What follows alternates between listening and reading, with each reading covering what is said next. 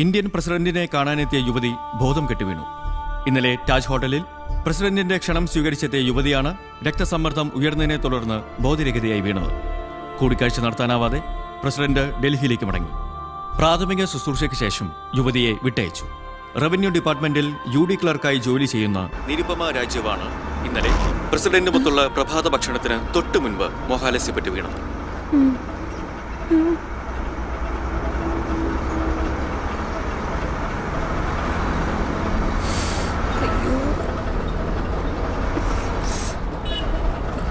മോളെ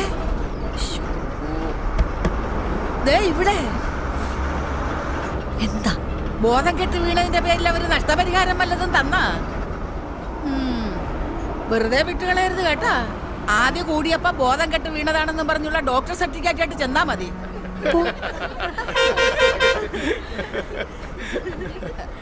അയ്യോ സ്റ്റോപ്പ് ആയിട്ടില്ല മോളെ, ഒന്ന് ഇറങ്ങണം.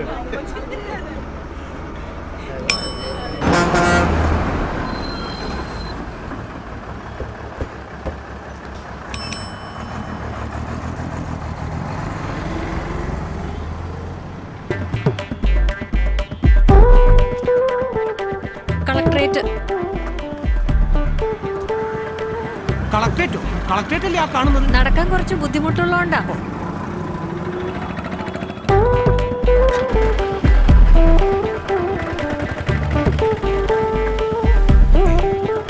അല്ല ചേച്ചിയല്ലേ ഇന്നലെ? അതെ അതെ, കാലി ഇന്നലത്തെ വീഴ്ചയിൽ ഉളിക്കിയതായിരിക്കുമല്ലേ?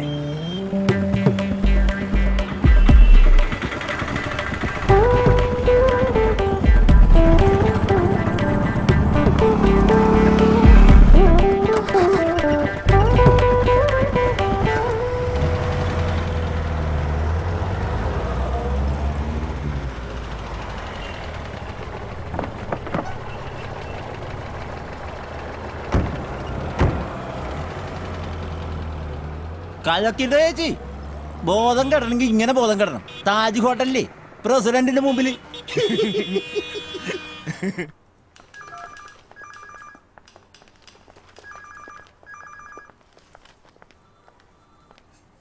ഏയ് ആ എന്താ ഇവിടെ നിൽക്കുന്നത്? അവിടെ എല്ലാരും എന്നെ കളിയാക്കിക്കൊല്ല റെഡിയായിട്ട് നിൽക്കുമായിരിക്കുമല്ലേ? അല്ലാന്ന് ഞാൻ പറയുന്നില്ല. ഓ എന്റെ ഈശ്വരാ. അതെ, ശരിക്കും താൻ ബോധം കെട്ട് വീണതാണോ അത് ഒഴിവാക്കാൻ വേണ്ടി ബോധം കെട്ട് വീണതായിട്ട് അഭിനയിച്ചതാണോ? ശരിക്ക് വീണതാടോ. തലേന്ന് ഏതോ കൊള്ള സങ്കേതത്തിലേക്ക് കൊണ്ടുപോകുന്ന പോലെ നമ്മളെ കൊണ്ടുപോകുന്നു. പിറ്റേന്ന് രാവിലെ മുതൽ കുറെ തടിമാടന്മാര് നമ്മുടെ ചുറ്റും നിന്ന് ഇരിക്കരുത്, ശ്വാസം വിടരുത് എന്നൊക്കെ പറയുന്നു. ടൈം ബോംബിനെ കുറിച്ചൊക്കെ പറയുന്ന പോലെയാടോ നമ്മുടെ എള്ളുണ്ടിയെ കുറിച്ചൊക്കെ അവര് സംസാരിക്കുന്നത്. പിന്നെ ഒരു ഹാളിൽ കൊണ്ടിരുത്തി ആകാശം ഇടിഞ്ഞു വീഴുന്നേന്ന് പറയുന്ന പോലെ ദേ പ്രസിഡന്റ് വരുന്നേന്നും പറഞ്ഞു.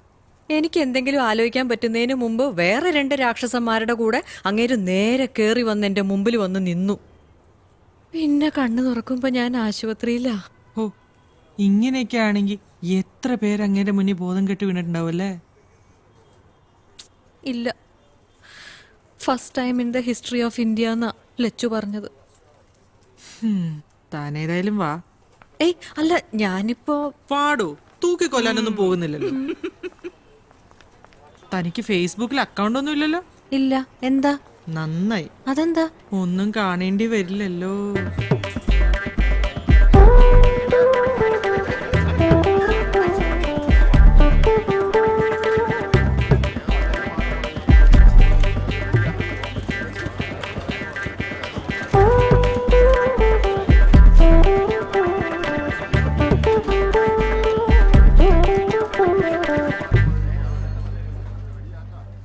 ചേച്ചി, ഗുഡ് മോർണിംഗ്.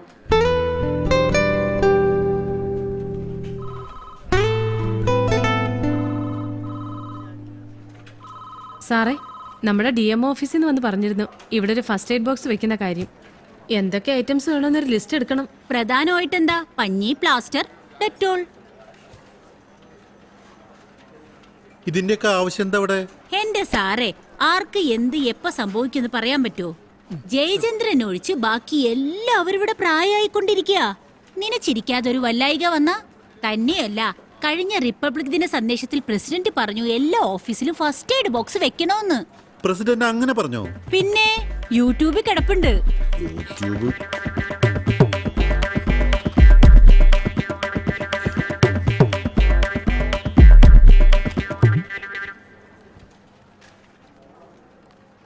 സംസാരിക്കാലോ അല്ലേ? എന്താ? ആ എൻക്വയറി റിപ്പോർട്ടിന്റെ കാര്യം പറയാൻ ഇന്നലെ ആ തമ്പി വന്നിരുന്നു. വില്ലേജ് ഓഫീസറുടെ ഭാര്യ ബോധം കെട്ട് വീണതുകൊണ്ട് 2 ദിവസം വൈകുന്ന് നിരുപമയോട് പറയാൻ പറഞ്ഞു.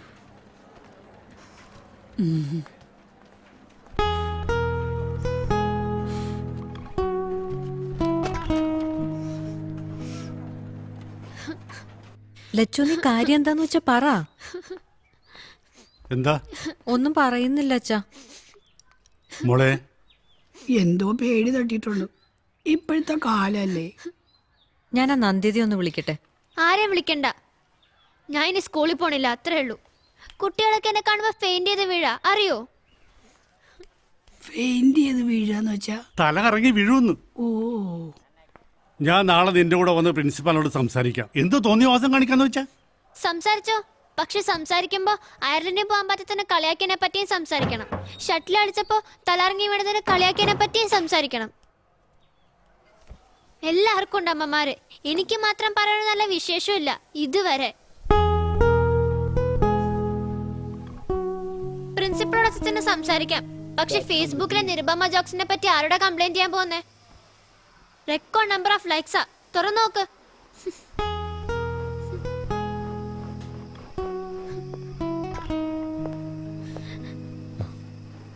The birds of paradise are remarkable not only for their exceptional beauty, Lachu, but most നീങ്ങി വാ. otherworldly appearance.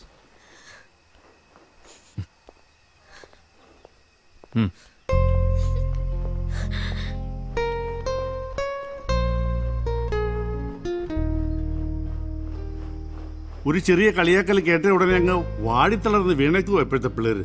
ഒരു റിയൽ പ്രശ്നം വന്നാൽ ഇവർക്ക് എങ്ങനെയാ ഫേസ് ചെയ്യാൻ പോകുന്നത്? അതെങ്ങനെയാ, എങ്ങനെ ജീവിക്കണമെന്ന് തീരുമാനിക്കുന്നത് ഫേസ്ബുക്ക് അല്ലേ? But as veritable living textbooks on adaptation and sexual selection. അവൾക്ക് ഒരു കുഴപ്പമില്ല അല്ലേ?